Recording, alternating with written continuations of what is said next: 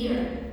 An Uber and Lyft driver on average works about 288 days of the year. That's 48 weeks, 6 days a week. Okay, that's assuming that the person doesn't work all 52 weeks of the year.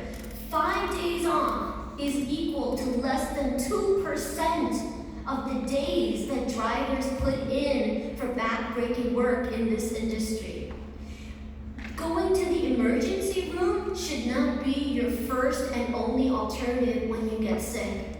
This is a job that lends itself to creating many occupational illnesses, from diabetes, kidney failure, heart failure.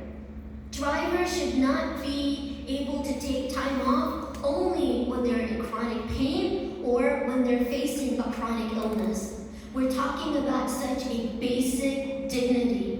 And we're saying that the update to this law, it does not reclassify workers. It does not specify Uber and Lyft as employers.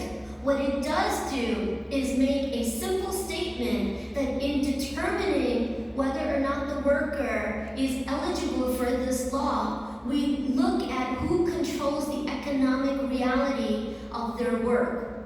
We're not talking about, when people work, if they have control over setting their schedules. We're talking about the economic relationship, how they're able to earn their living, if they're able to earn any living. In this industry, Uber and Lyft, they set the rates that drivers earn. They dictate which passengers you're going to get. They monitor your speed. They can fire you at will. When you have this level of economic control, you should bear some level of responsibility over the safety and health of the workforce that makes you your riches. That is a basic sense of human dignity and basic sense of fairness that we're asking for.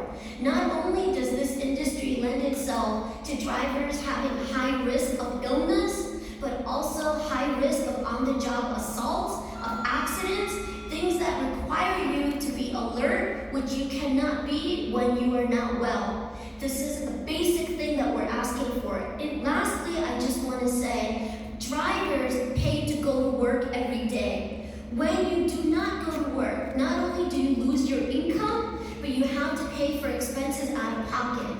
This bill would give a basic sense of rights to a workforce that serves 700,000 people every single day who are equally dependent on the health and safety of the drivers that keep them safe during that ride every day. We urge the council to pass this bill. We urge the mayor to sign on to this bill and not stand in opposition. Thank you.